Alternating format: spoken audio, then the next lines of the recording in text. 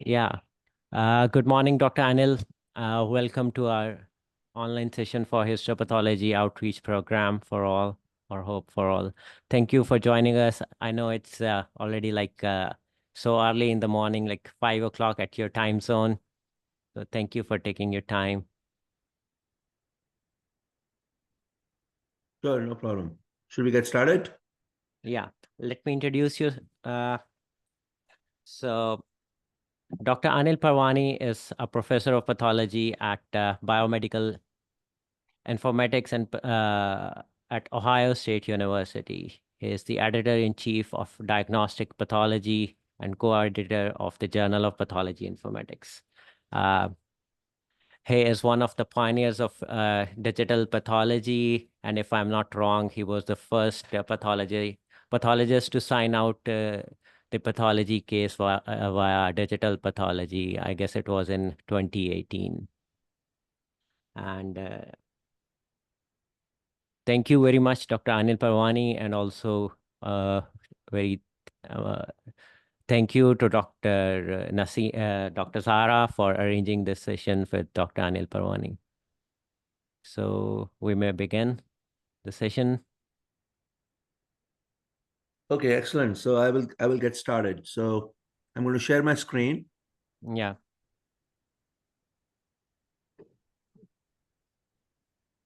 You can see the screen? Yes, we can see your screen.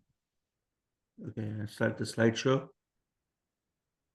All right. So thank you so much for inviting me to speak today. I'm going to talk to you today about molecularly defined renal neoplastic entities with an update from WHO 2022 perspective. So this is a view of a football game going on in Columbus, Ohio. 110,000 people watching it. So renal cell carcinoma classification is very complex. It's changing and evolving. And what I want to do today is focus on this morphological appearances. In recent years, in an attempt to classify renal tumors, we think about them as... sorry to interrupt. Can everyone see the screen in full screen mode? Yes. Is okay. Okay, Dr. Anil, go ahead. Okay, everybody can see it? Okay. So when we classify renal cell tumors, we think about cytoplasmic features like classic clear cell carcinomas, or architectural features like papillary renal cell carcinomas, or a correlation with a very specific renal disease background. But also, more recently, we're looking at molecular alterations in renal tumors. So that's what I want to emphasize today. So I want to provide you an overview of classification of adult kidney epithelial tumors, but focus on the newly described entities which are molecularly defined. And this is the most recent publication of urinary and male genital tumors, WHO, which came out in 2022. So we are continuing to understand more and more about renal tumors, all the way from 1996 to today in 2024. We're discovering new molecular features of these tumors, which are not only important for diagnosis, but also provide clues to how best to treat these patients. So this is an overall classification of renal tumors.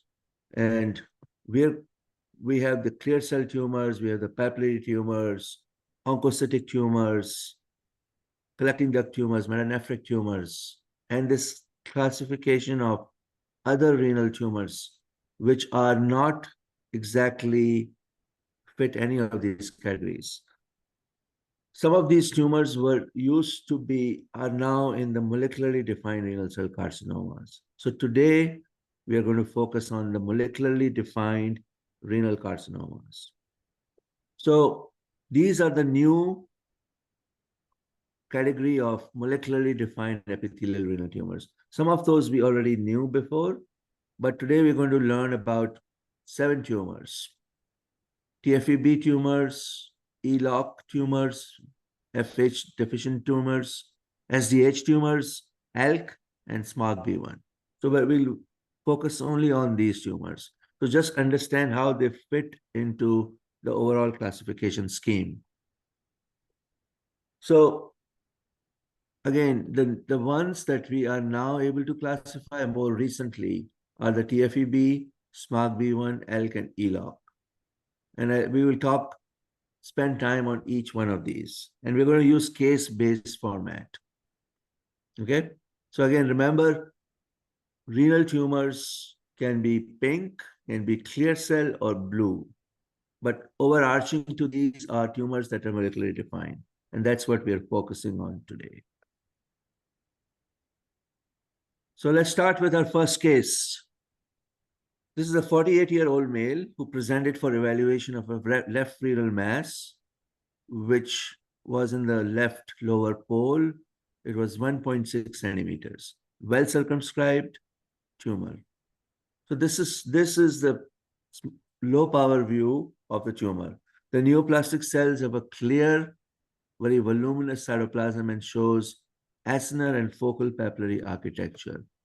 But more importantly, there are these thick transecting fibromuscular bands, which gives it a nodular appearance. So here is that nodular appearance. So again, next to it are the clear cell. So somebody might say this is just a routine clear cell renal cell carcinoma. And that's kind of what it looked like. And that's what it was initially classified as. But what is unique about it is this loose stroma and this thick fibromuscular bands muscle, almost giving it an appearance of a leiomyoma. The staining pattern was very unusual: CK7, CD10, CA9. So at first glance, it didn't fit. It looks like a classic RCC clear cell type, but it has some CK7 positivity. So overall, what is your most likely diagnosis? So if you think about all these 4 entities, most common diagnosis would be a clear cell RCC. But because of this leiomyomatous stroma, this was called as renal cell carcinoma with leiomyomatous stroma, which, based on the staining pattern, how do you differentiate this from clear cell RCCs? So a FISH study was performed which showed no deletion in chromosome 3p. So chromosome 3p deletion is a hallmark of clear cell RCC. So based on histology, based on IHC, based on FISH results, this was called renal cell carcinoma with leiomyomatous stroma. This is a very unique tumor. It's clearly distinct from clear cell RCC. It stains with CK7 and CD10, as well as CA9, but it doesn't have a chromosome 3p VHL mutation or any VHL abnormalities. Additionally, genetic testing was done, and it shows recurrent mutations of TSC1 and TSC2, mTOR and or ELOC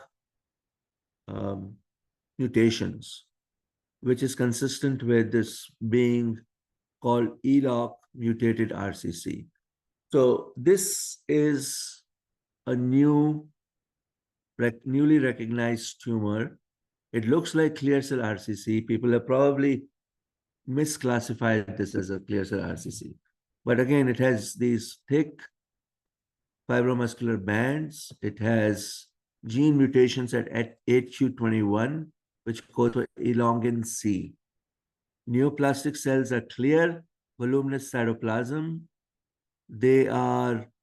So overall, these RCCs show mTOR mutations. making molecular confirmation necessary. So if you follow these patients up, these tumors appear to be overall have a benign course. So key takeaways to remember: ELOC-mutated RCC, predominantly seen in males, has a nodular appearance, has a thick transecting fibromuscular bands, clear voluminous cytoplasm, and occasional focal papillary architecture, positivity for TSCB1, CK7, CA9, CD10, and AMACAR. It is ELOC gene mutation at 8q21 and has an indolent behavior, which is very different from a clear cell RCC, which can have a very aggressive behavior. So again, if you had to remember few things about this tumor, these are the things I want you to remember. There will be a quiz at the end of the session, so everybody take notes. All right. So again, we are moving on to tumors that are molecularly defined. So we studied the ELOC tumors. Now let's look at another case. If you want to use your smartphone and scan this barcode, QR code, you can pull up the next case. But I'll show you pictures of it. So, and this session is recorded and it will be available to you. So the next case is a 31-year-old male with a history of multifocal retroperitoneal mass. It's a 2.5 by 3.1 centimeter mass. It's in the posterior mid-pole of the right kidney.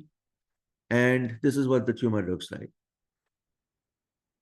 Typically, these are well-circumscribed tumors. They have the architecture is tubular or nested.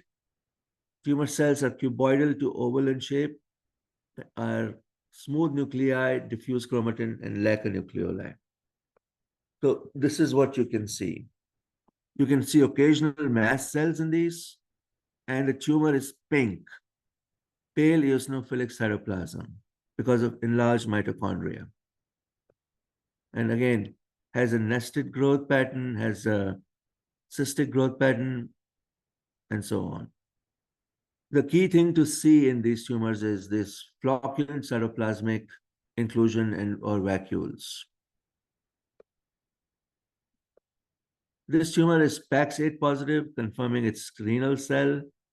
CK7 is completely negative because of this architecture, it papillary, but it's not. But it's strongly staining with FH, so there is no FH loss. This is AMACAR, strong staining with AMACAR. And more importantly, the SDHB stain is negative. It's lost. So this is a succinate dehydrogenase deficient tumor, which is positive for FPAX8, but it loses SDHB antibody staining. It doesn't stain with CA9, it doesn't stain with CK7. So you have excluded a lot of the tumors. So what is unique about this tumor? The most common germline mutations seen in SDH-deficient RCCs are SDHB and SDHC mutations. It's a rare subtype of RCCs, more common in men, 1.75 to 1, and younger patients, 38 to 40 years. 26% of the cases present bilaterally. So it's important to see this and recognize this tumor. It's a pink tumor. It is, sometimes you think about clear cell RCC, sometimes you think about papillary, but look at the age of the patient. It's an aggressive tumor. Metastatic disease is seen about 1/3 of the cases.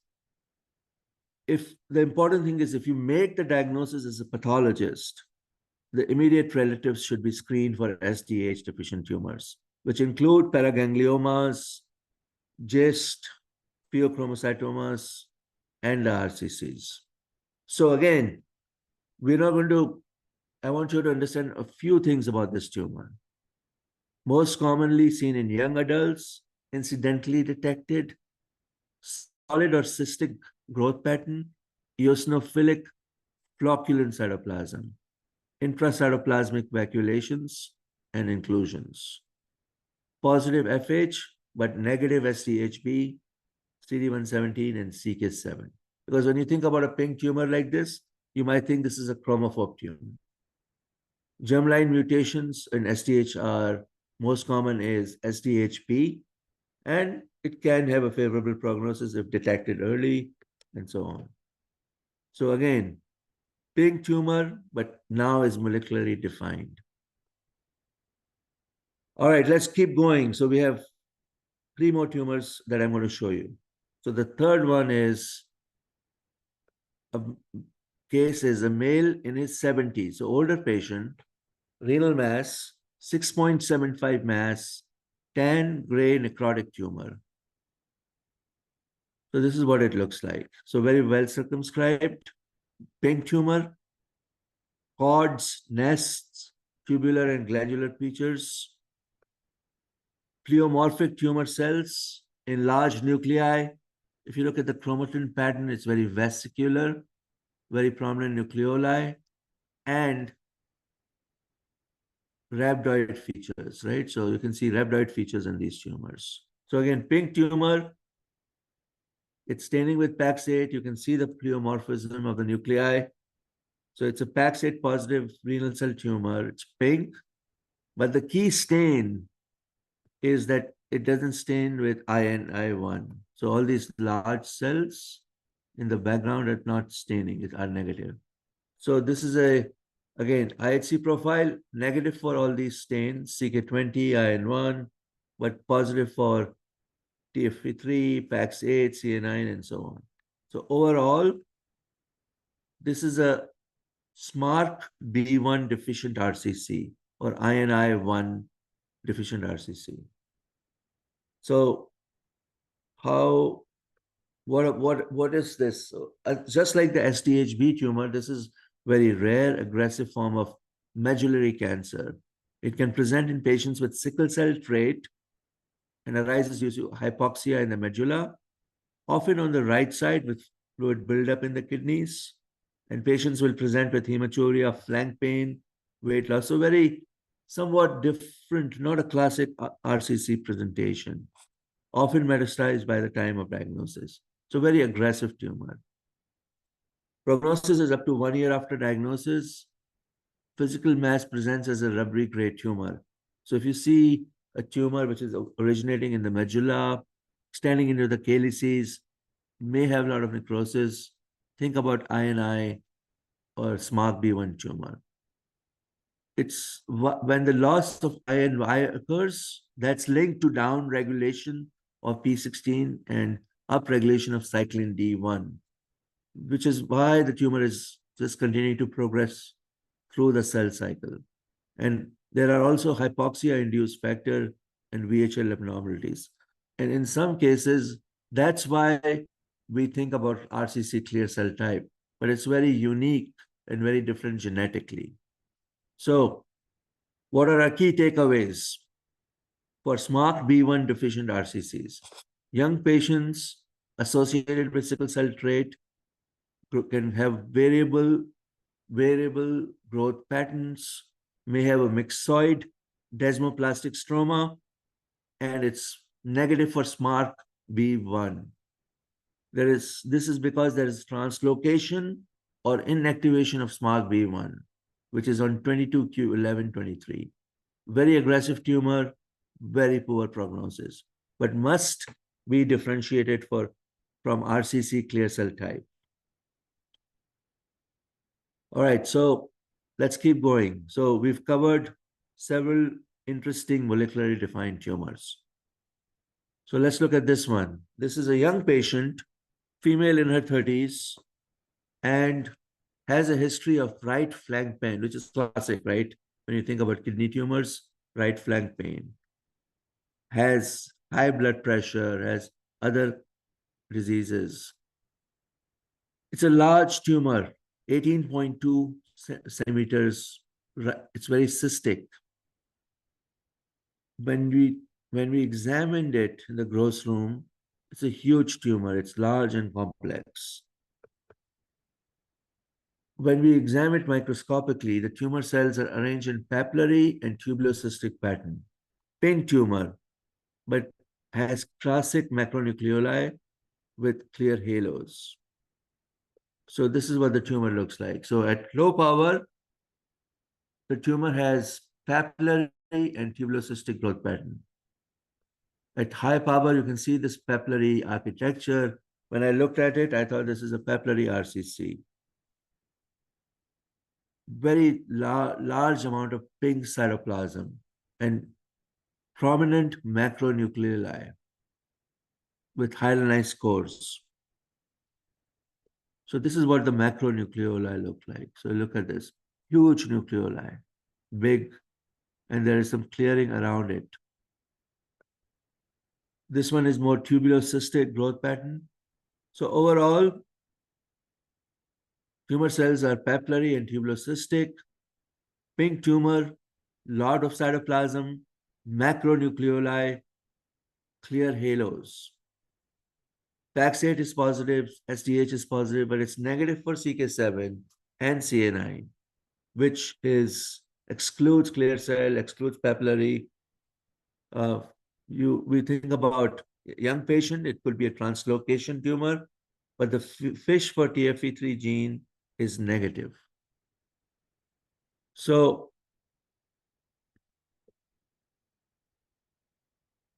this is the classic appearance of this tumor. Voluminous eosinophilic cells, large macronuclei. PAX8 is positive, vimentin is positive, but no FH staining. So loss of fumarate hydratase, FH. So this is a fumarate hydratase deficient RCC. It's again a rare and aggressive subtype of RCC, which is associated with fumarate hydratase gene mutations. FH is linked to hereditary leiomyomatosis, and RCC, it's characterized by painful cutaneous leiomyomas and uterine leiomyomas. So think about this patient who's young, has a bunch of leiomyomas, has this rare and aggressive kidney tumor, which is morphologically overlaps with papillary RCC, collecting duct and tubulocystic RCC.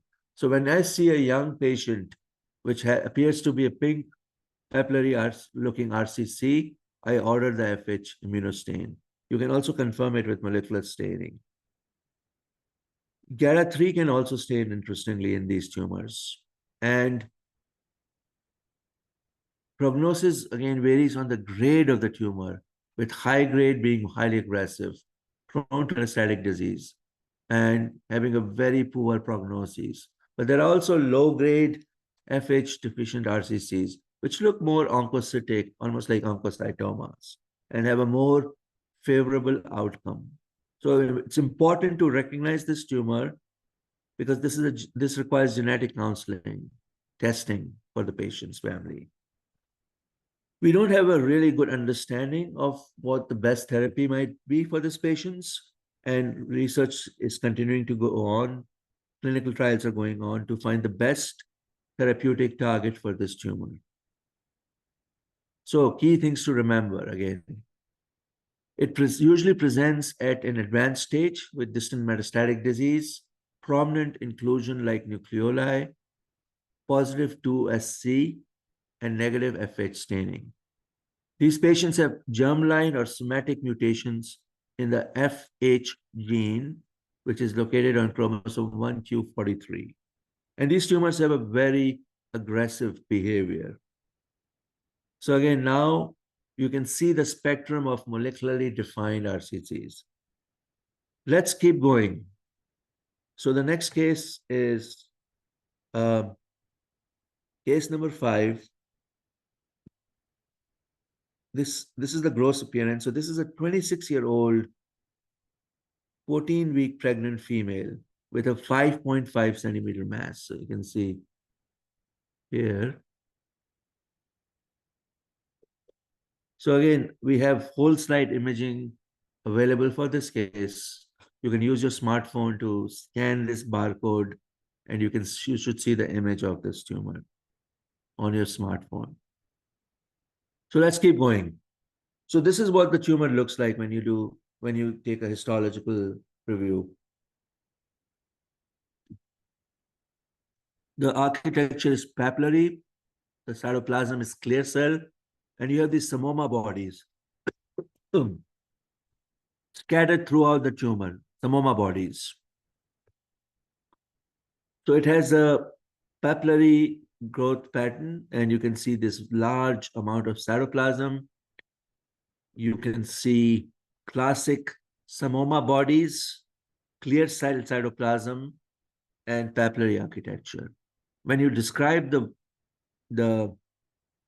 cytoplasm, we refer to it as voluminous, large amount of cytoplasm, clear cytoplasm. So it almost in some places looks like clear cell RCC, but the distinction is all the psammoma bodies, papillary architecture, and young patients. TFE3 stain is positive. So it's a positive stain for recognizing this tumor. At low power, you can see in this area, it almost looks like clear cell RCC. But look at these areas of classifications, psammoma bodies, but strong staining, a nuclear staining for TFE3. So this is a TFE3-rearranged RCC, which formerly used to be called MIT family of XP11 translocation RCC. So the simple name now is a TFE3-rearranged RCC. These tumors are very unique because they have a TFE3, which is on XP11, fusion with multiple partner genes. Most frequently observed fusion partners are ASPS, PRCC, and SFPQ. So the clues to diagnosis is, it's a young patient, papillary architecture with clear cytoplasm, psammoma bodies, and oftentimes this tumor will not stain with cytokeratins or EMA or vimentin, or maybe very rare weak staining. So the key takeaways for this tumor, it's a TFE3 rearranged RCC. All age groups can have this tumor, but the most common type is in the young patients, adults, adolescent age. Large cell, abundant cytoplasm, papillae, and psammoma bodies. It's positive for TFE3, PAX8, and cathepsin K. It's negative, often negative for cytokeratins, EMA, melanine, or NHMB45. These tumors typically have an XP11-23 fusion, and the prognosis is variable. All right, so we've covered 5 tumors so far. So everybody, I hope everyone is taking notes because we're going to do a quiz at the end. All right, next case. This is a 28-year-old female with a renal mass. So again, this case is available. Whole slide image is available with this QR code. So this tumor has abundant clear cytoplasm. It has well-defined cell borders and round nuclei. So it's very different from the other tumor we just saw. Has pink hyalinized stroma in the middle. So it's a biphasic tumor. You have these clear cells which are very well defined with the smaller cell populations and these pink eosinophilic areas here. So nests, sheets, and tubules of cells which are separated by thin vascular spaces. Most tumor cells have pink, clear tumors, clear cytoplasm, well-defined cell borders, and round nuclei. It's biphasic with this second population of smaller cells. You can see these here with high nuclear cytoplasmic ratios and dense nuclear chromatin. These are typically clustered around nodules of this hyaline basement membrane material. So again, this is what it looks like. This is the hyaline basement materials. This is the minor population of high NC cells surrounded by larger clear cytoplasm, large nuclei, macronucleoli. So this is the biphasic tumor, and this is a TFEB tumor, which is a biphasic tumor. So what makes it unique? Why do we call it as a molecularly defined tumor? Because these tumors have a translocation between alpha gene at 11q12 and the first intron of the TFEB transcription factor gene at 6p21. TFEB gene is localized to chromosome 6p21. And this gene, when it's fused to the alpha gene, it creates a intron-less gene of unknown function on chromosome 11q12. So this fusion results in dysregulated expression of TFEB protein, which now we can detect by immunohistochemistry, which is how we make a diagnosis of this tumor. But more importantly, we also, so again, in summary, this is a rare tumor. Of all the translocation RCCs, this is about 9.1% of all TFEB, of all translocation tumors. Most common translocation is between chromosome 6 and 11. Age is highly variable, but usually younger patients. And in a limited series, only one metastatic was detected. How is this different from TFE tumors, right? All of these can be HMB45 positive and melanine positive. And again, these tumors are also cytokeratin negative usually. So again, biphasic tumor, the smaller, rare, minor population of smaller cells, high NC ratio, have these islands of hyalinized material, which are embedded within the second population. So again, what are the key takeaways? TFEB altered RCCs are usually seen in younger age groups. TFEB amplified is more seen in older age groups. So very unique, different populations. Biphasic tumor, nest of larger epithelioid cells, smaller cells which are clustered around basement membrane material, positive TFEB, PAX8, cathepsin K, and melanine, and HMB45, usually negative for cytokeratin. These fusions can usually in translocation is seen in 6 to 11 translocations, and more recently, these could be MALAT1 to TFEB fusions. They could also be an amplification in the 6p21 region. So again, these tumors can have an indolent behavior. So this is the spectrum of molecularly defined RCCs. Today we did not cover the ELOC-1-rearranged RCCs, which is the seventh one that we could have covered today. But overall, I want you to remember these 7 entities: TFE3, TFEB, ELOC, FH, SDH-B, ELK, and SMARCB1. So again, we used to classify these tumors based on morphology or their growth pattern or their genetic changes, but now all of them are now molecularly defined tumors. And this is an entity, this is a new group in the new WHO, and this group will continue to grow. So in the class, if you look at the classification of RCCs, we now have a molecularly defined tumor classification which has been introduced. This is important because as we discover new molecular changes in these molecularly driven tumors, we will be able to customize the treatment of the patient. We will be able to provide customized patient treatment. And it's important, even though these are rare, if you do see them, if you don't recognize them, the patient will get the wrong treatment. In some cases, they might be over-treated. In some cases, they might be under-treated. So it's important to understand this. And this list of these 7 entities will continue to grow. So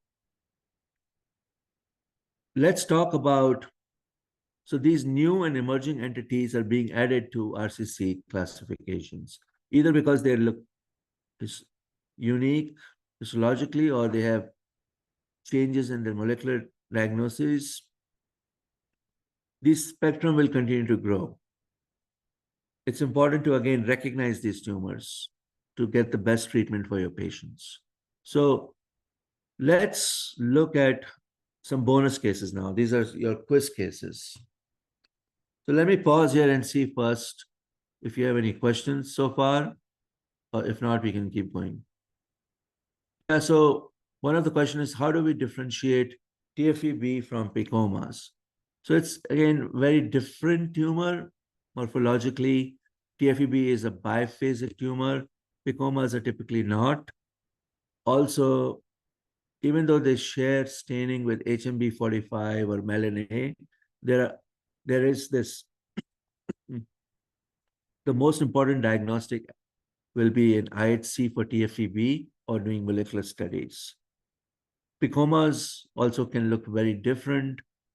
They can also have, different components. They can have fat, they can have blood vessels, and so on. So it's a very different tumor. All right, so let's keep going. So bonus case. So remember, we talked about 7 different molecularly defined tumors. So the next case may or may not be a molecularly defined tumor, or it might be an emerging tumor. So let's look at it.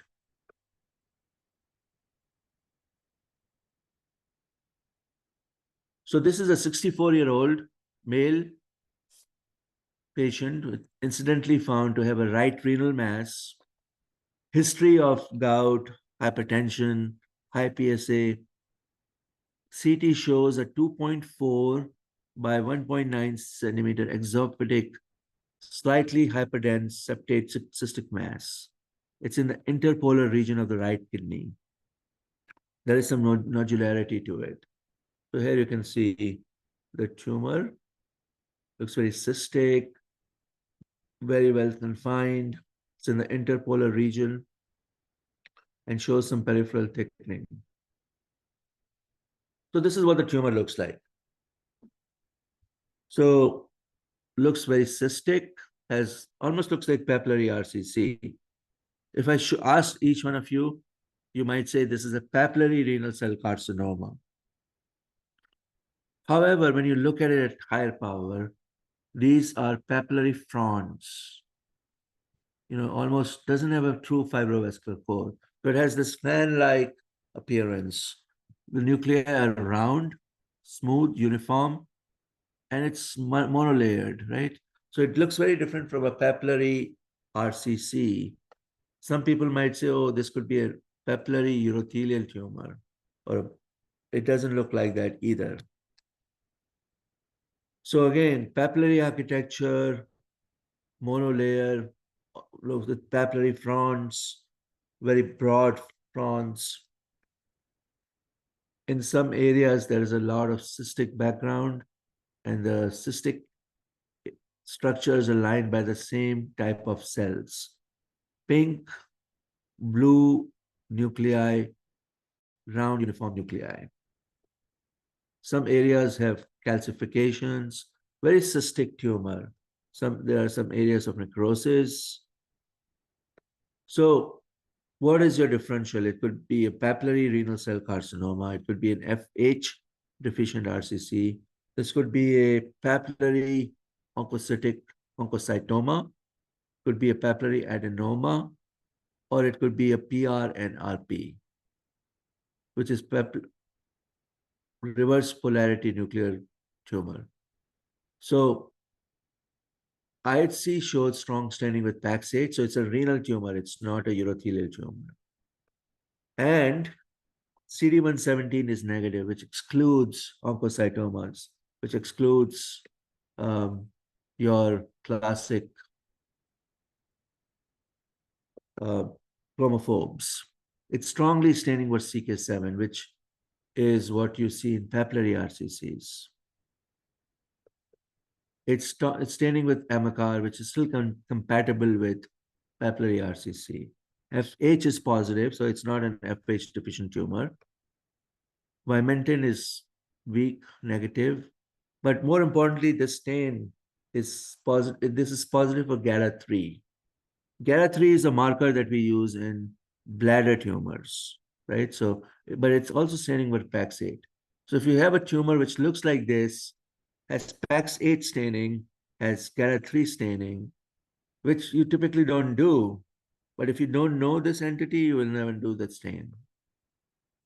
GATA3 is positive, strong nuclear staining.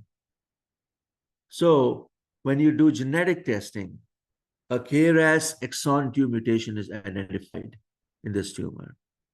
No mutations in exons 3 or 4 of KRAS, but in exon 2, you have the KRAS P-G12V mutation, which is very unique to this tumor. So what is this tumor? So this is a PRNRP, papillary renal neoplasm with reverse nuclear polarity, PRNRP.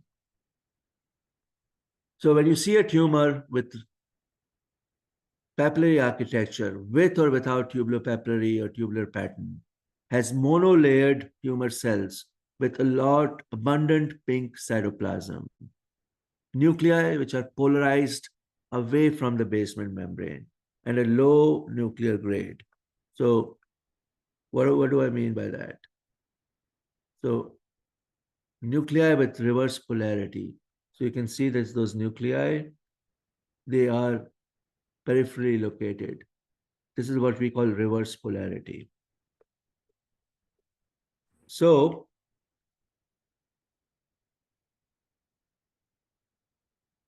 this is a unique tumor, rare tumor. It's a distinct and emerging entity with characteristic morphology, pink, papillary, reverse polarity, and very unique molecular findings, and GATA3 expression.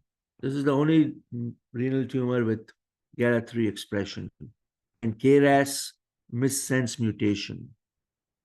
It's an indolent tumor and should not be called a carcinoma yet. It should be called a neoplasm. You do need to differentiate this from papillary RCC because this tumor is definitely better prognosis compared to papillary RCC, and less extensive surgery would be the appropriate management. So this tumor is now part of a emerging provisional entity, but it's not been classified as a tumor which is definitely molecularly defined. In the future, this tumor may become that. What else does this include? This group includes biphasic squamoid alveolar RCCs, biphasic. So again, all very rare tumors, Warthin-like papillary RCC, thyroid-like RCC, eosinophilic facillary tumor, or the low-grade oncocytic tumors. So all these are emerging entities. Maybe in the next edition of WHO, these will become permanent entities. So, but again, remember this could become a new molecularly defined RCC because it does have unique genetic mutations. So next case, bonus case number 2. This is a female in her early 40s with a history of end-stage renal disease due to diabetic nephropathy, presented with an exophytic solid mass located in the lower pole of the left kidney. It shows a mass which is 4.3 centimeters in size maximum. And so the kidney was taken out. It's, again, this is the tumor. It's in the lower pole, well circumscribed, partially hemorrhagic, multicystic mass. The cyst contains either clear or bloody fluid, but it is very close to the renal fat, renal sinus fat, but it doesn't appear to involve them. So this is what the tumor looks like. Granular, pink cytoplasm, no distinct cell borders. So if you see a pink tumor, which kind of looks like this, has low power, it looks like it could be a chromophobe tumor, but it has this finely granular cytoplasm or inclusions, cytoplasmic inclusions. You can see occasional binucleations. And the key thing is the vacuolation that you see in the cytoplasm.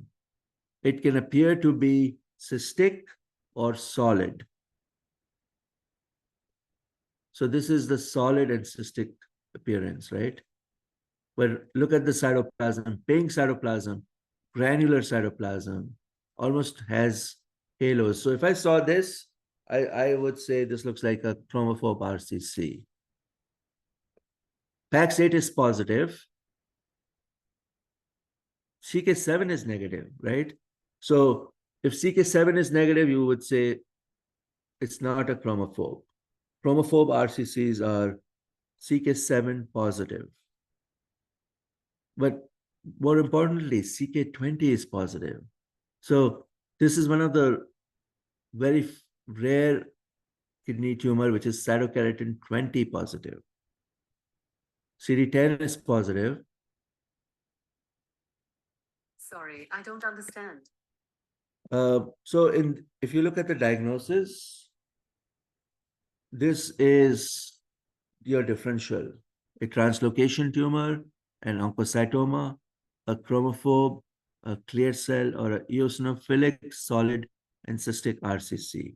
So in fact, this is a tumor called eosinophilic solid and cystic RCC, ESC RCC. It's positive for FH, SDH-B, so no loss, CD10 positive, cytokeratin positive, vimentin positive, PAX8 positive. CA9 can have a non-membranous staining, non-specific staining. But most importantly, CK20 is positive. It's negative for Maloney and HMB45. It almost looks like adrenal gland in some places because of this granular cytoplasm, but it's negative for inhibin. So overall, these tumors are both solid and cystic. We might have variable solid and cystic components. Pink tumor, granular cytoplasmic stippling or inclusions within cells which are generally seen. Nuclei are viewed as with round to oval nuclei, mild pleomorphism, very prominent nucleoli, and PAX8 positive, CK20 positive, and negativity for CK7 and CA9. ESC RCC tumors have also been shown to harbor TSC mutations as well. So again, all of these tumors, what is the overarching theme? They have unique molecular findings, which go with their unique, not so unique histological appearance. This, if I showed you this tumor, like I said, you would think of several tumors, which are pink tumors. But think about other features. Think about the testing profile. Cytokeratin 20 positivity. So very unique tumor. Eosinophilic, solid and cystic RCC. So again, solid, eosinophilic, solid and cystic RCC is now classified within the other renal tumors category of the WHO book. So today we examined 7 different molecularly defined RCCs. But in the future, so in the green are the ones which have more recently been classified. These include the ELOC tumors, the FH tumors, the ELK tumors, and the SMARCB1-deficient RCCs. These 4 tumors used to be other RCCs.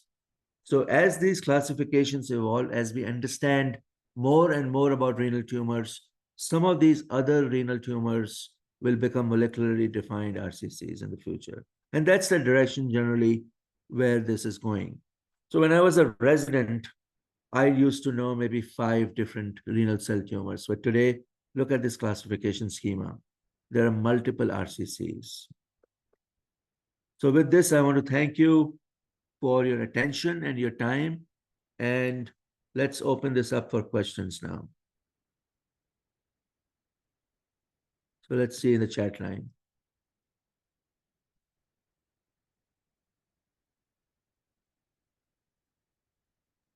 Yeah, so the question is, how do you separate the two? How do you separate eosinophilic solid RCCs and SDH-P? So I think a number of things, right? So based on the gross appearance, the tumor is very cystic and solid. That's one way to differentiate these. Other way is the SDH-P is more flocculent, more coarse flocculent, more SDH-P RCC. ESC RCC is more stippling, more very fine kind of granules, plus the architecture, plus the immunostains, right? The eosinophilic solid RCCs will typically have CK20 staining, maybe not strongly and diffusely, but some areas will definitely stain with CK20. So oftentimes when I am trying to differentiate, when I have a pink tumor, also the age group is kind of different in these tumors. But if I'm looking at a tumor like these two, and I'm trying to differentiate the two, I start thinking about simple things you can do, like a CK20 stain, which can help. All right, let's look at other questions in the chat. Yeah, so everybody answered the questions correctly. Perfect. Any other questions?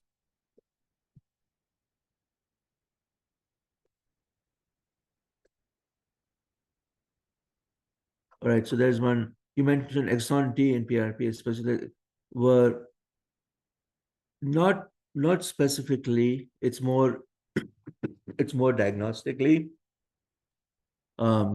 Exon 2 in PRNRP. The question was, you mentioned exon 2. So I'm not aware of any therapeutic significance to that. Any other questions?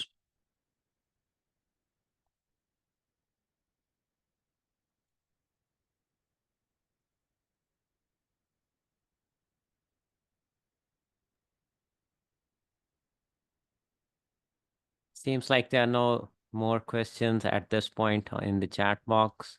So maybe we can move on to the quiz. So that was the quiz. Okay. Those two cases that I showed you was the quiz. Okay. I was joking. I wanted everyone to pay attention. I know Dr. Zara was going to sleep, so I wanted to make sure that she was paying attention. Yeah. So yeah, I don't have any. I didn't have any quiz. Okay. I would be. I can share a PDF of this PowerPoint with you, so you can share it with the audience. And you are recording this for your channel. So yeah, I think this is an important area to study, and you're going to see more and more renal tumors which are currently not molecularly classified. They will become molecularly classified. So as pathologists, it's important for us to keep looking at the tumor, start with the classic morphology, but then think about what differentiates this tumor, what is the age group, what is the disease it's associated with, what is the overall morphology, and start to separate these tumors, because your diagnosis as a pathologist is very critical so the patient gets the right treatment. So I have a quick question, like when do we start considering the molecularly defined tumors? Is it like if the patient is young and the typical morphology is not fitting into some of the conventional tumors, then we start thinking about and applying the IHC staining for these, or is there any other thought? So